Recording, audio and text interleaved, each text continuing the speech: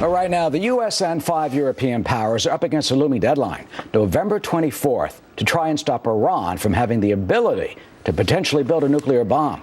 Secretary of State John Kerry traveling to Vienna this week to take part in those nuclear negotiations with Iran's foreign minister and other diplomats. You know, negotiations, though, have been deadlocked for the past year.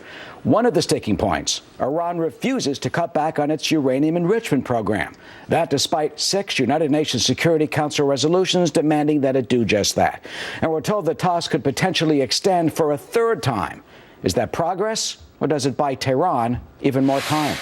Mark Dubowitz is executive director of the Foundation for the Defense of Democracy. Mark, good to see you. First question. Is Iran, as they have been all this year, are they just playing out the clock like the fourth quarter? You know, some say they're doing just that so they can eventually have breakout capability to build a bomb whatever they want. Eric, absolutely. Iran is playing for time. They've been playing for time for years. It's worth remembering that these negotiations have been going on for over a decade, first with the Europeans and now with the P5+1. And as the negotiations have continued over the past decade, the Iranians have built up their nuclear weapons capability. They're playing for time. They're extending the interim agreement. And in doing so, they're also getting more and more sanctions relief. We're paying them to actually extend this agreement. Their economy, which was on its back about a year ago, is now on its knees and is slowly getting up on its feet. So Rouhani basically is almost getting anything he wants. And Rouhani, by the way, he was the chief negotiator years ago when he famously said during the European negotiations that they're trying to create a, quote, quiet atmosphere. And guess what? They fooled the world. They continued their nuclear program. They lied about it. Do you think Rouhani is doing the same thing again now? Rouhani is a master of nuclear deceit. He said in 2003 and 2005, when talking about those negotiations, that he was willing to compromise on those elements of the nuclear program that Iran had already perfected in order to buy time for those elements of the program that it hadn't perfected. So the interim agreement is exactly that. He's willing to concede on a reversible temporary basis those elements of Iran's nuclear military infrastructure that the Iranians already know how to do and build. And now he's actually bought himself time to work on those elements of the program, like weaponization, that the Iranians still need time to perfect. Now, of course, Iran denies it wants to build a nuclear bomb. It says it wants nuclear capability only for peaceful purposes. But then what about Parchin?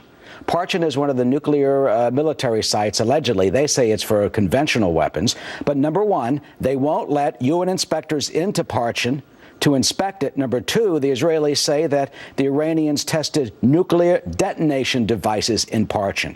So, Mark, what does it tell you? If the Iranians have a military complex, a sophisticated facility, and they are not letting the UN inspectors in? Eric, it tells me and it tells the world that Iran wants a nuclear weapon. And, you know, the Parchin base is very interesting because the Iranians have sanitized that base. If the IAEA went in tomorrow and actually did proper soil testing in that base, they would probably find nothing because the Iranians have paved over it. So why don't they let the IAEA into Parchin? They don't because they have no desire to create a precedent to allow the International Atomic Energy Agency into military bases, into Revolutionary Guard bases, because that's exactly where they're going to do weaponization work. So even if we do an agreement, and it is a great agreement, the reality is Iran's Supreme Leader Ali Khamenei will never let the international community hunt around in his military and Revolutionary Guard bases where Iran's real military nuclear program is being constructed. So finally, I mean, it seems the answer from you is obvious. Do you trust the Iranians, or are they full of it?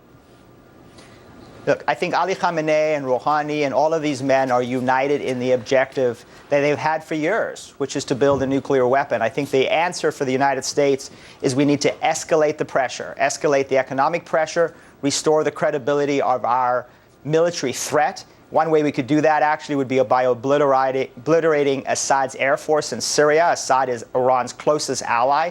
Send a message that we are not going to allow diplomacy to continue for diplomacy's sake.